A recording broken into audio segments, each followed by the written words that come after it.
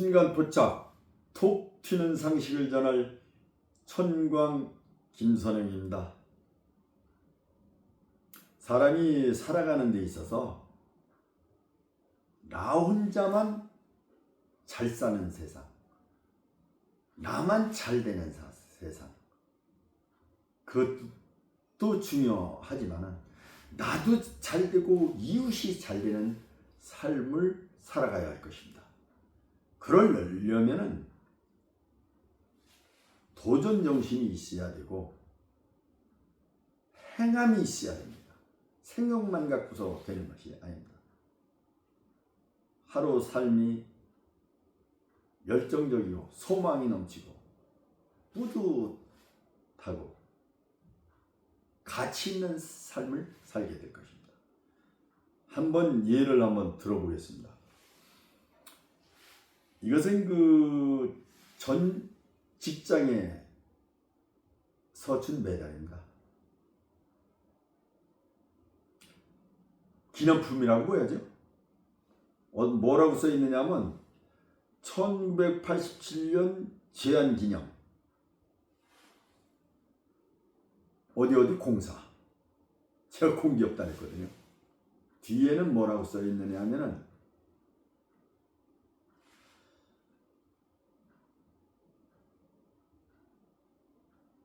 모든 업무는 개선의 여지가 있고 모든 직원은 개선의 능력이 있다, 이렇게 써 있습니다. 이때 당시에는 수 작업에서 전산화로 이렇게 이동되는 그런 시기였습니다. 그러다 보니까 전산 개발의 미비점도 상당히 많았어요. 정형화된 프로그램이 아니었습니다. 누군가는 이 잘못된 것을 바로 잡는 사람이 필요했습니다. 그 수금이라고 해서 전교금 받으면은 그 옛날에는 상황표를 이렇게 작성했어요. 사람이 그 돈을 쉬고 수급원이라고 해서 돈 받아오면 그걸 또 마감이라고 해가지고 이 계산기나 주판이나 뭐 이렇게 해서 자 호랭이 담배 피우던 시절 같습니다. 그렇게 전산화 작업을 하면서 이게 바로 되는 게 아닙니다. 시행착오를 몇 번 거칩니다. 그걸 완성시키는데 전국 2명 중에 1명으로 제가 발탁이 돼가지고 그 작업을 해서 완성을 시켰습니다. 그런 것도 기여를 했지만은 그 이에 엄청난 그 전산 개선 업무를 전자개선소에 많이 요청을 했어요. 전국 최다로 요청했다고 하죠. 물론 이거는 뭐 본사에서 업무 개선안을 그때는 직원들한테 받았어요. 그게 상당히 많았다는 얘기고 그 이에도 그렇게 상당히 많이 그 전산 개선을 요청했어요. 그래서 실현이 됐고요. 그래서 저는 항상 그런 거 할 때 나 이해, 나이가 불편하면 내가 감수를 하지만은 모든 사람을 유익하게 한다면 주저하지 않고 그 개선을 요청했습니다. 얼마나 많이 요청을 했는지 전국 최다도 최다지만은 그만 좀 해달라고 뭐 이렇게 요청까지 올 정도였으니까요. 아마 조직문화 10년을 앞당겼다고 저는 생각을 합니다. 엄청난 개선을 했거든요. 이거는 그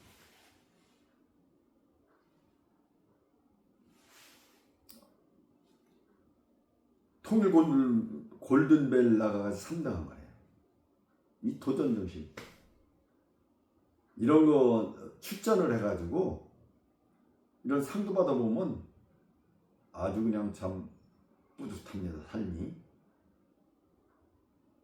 좀 지적 사는 것 같기도 하고요. 저는 그 참 운이 좋다고 그래야 되나요? 하나님 은혜를 많이 받았다고 그래야 되나? 제가 아는 문제가 이렇게 많이 출제되더라고요. 이거는 여기 이제 이렇게 돛담배만 이렇게 있었는데 그게 부러져서 어디로 갔어요. 그 다음에 이건 청주에 이제 퀴즈 대항이 또 있었어요. 여기서 대상을 받았어요. 이때도 이제 마지막 그 문제가 집 뒤에 그 집지도서관이 있는데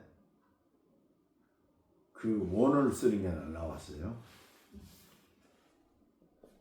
백운화상 초록 지치심체 요절. 직지 유명하죠? 그렇습니다. 그게 나왔으니 얼마나 또 쉽겠어요. 그래서 대상을 받았고. 이것은 그 가래떡 데이 특허인데요. 건배사 모음 대백과를 출간하면서 거기에 이제 건배학이 특별한 날을 기념일을 넣는데 11월 11일 빼빼로 데이와 가래떡 데이가 있더라고요. 나는 빼빼로 데이가 외국에서 들어온 건 줄 알았어요.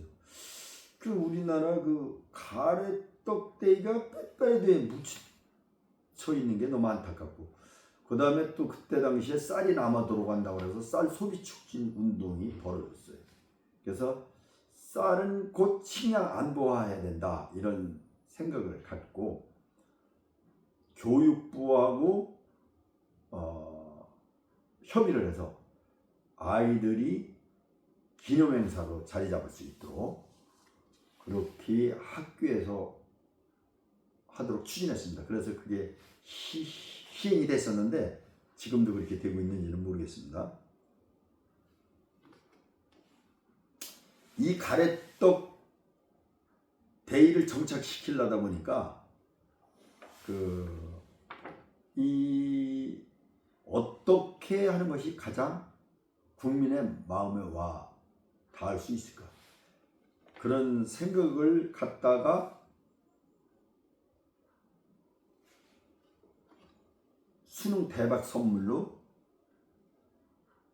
개발하는 것을 생각해 봅니다. 왜 그러냐면 이 쌀이 백의민족도 상징하지만 길에서 장수, 또 이렇게 돈 많이 이렇게 쫙 쓸어서 그래 이 대박 이런 의미를 갖고 있거든요. 그러니까 수능 대박 선물로 자리를 매겨놓으면 여러 측면에서 좋겠다 해서 롯데하고 이제 떡 명장하고 개발을 추진도 했었습니다.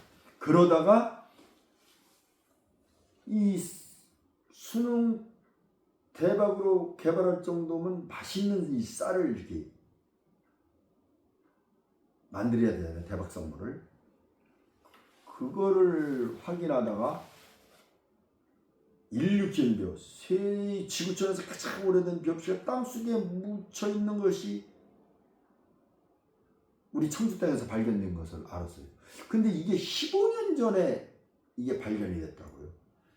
그래서 그때 당시에 도지사든지 뭐 이런 사람들이 박물관 건립을 하려고 많이 노력도 하고 했던 흔적이 있는데, 그러다가 유야무야 묻혀 있더라고요. 그때 이제 가슴에 막 이렇게 막 그냥 밀려온다고 할까요? 그 어떤 인류 경보가 이게 잠자고 있다는 것을 알았다는 사실에 대해서. 그래서 내가 박물관을 건립해야 되겠다 이런 생각을 갖고 있었습니다. 그러다가 그때 전 시의장을 뵙고 그런 얘기를 나눴었는데, 그 후로 청주 소로리벽시 기념사회가 출범하게 됐습니다.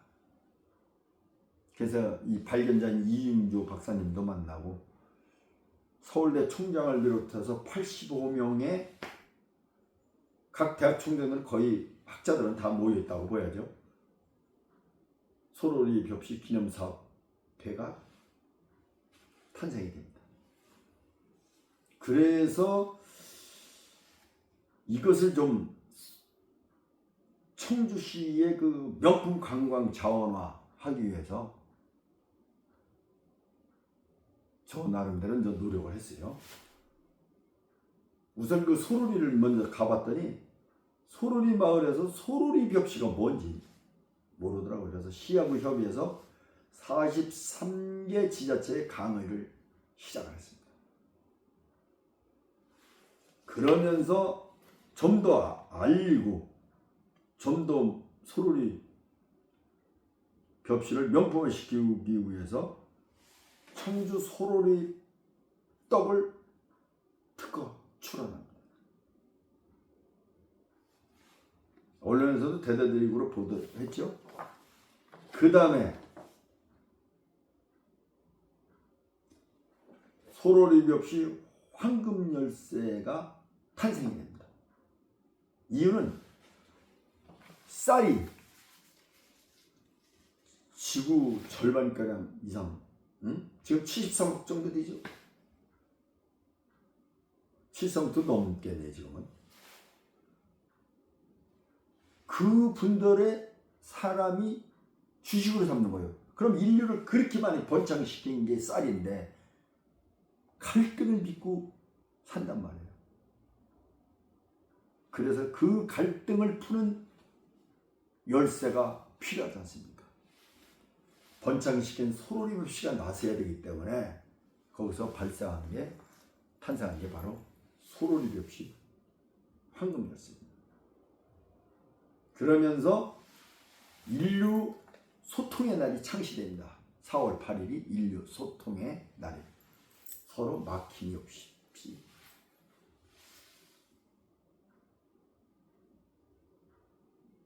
소통한다. 그래서 이 뭐 이렇게 잘난 척을 하기 위해서 이렇게 하는 것보다도 누구의 생각은 어마어마한 결과를 가져온다 이거예요. 행할 때 머리로 생각만 하고 있으면 안 돼요. 지금 이 소로리벽시만 해도 어떤 결과가 나오느냐면 2026년도에 용역설계가 들어가서 2028년까지 청주 국립박물관이라는 명칭으로 박물관이 건립됩니다. 엄청난 일이 벌어지는 겁니다. 우리는 살면서 나도 이롭고 세상을 이롭게 그렇게 살아가야 할 것입니다.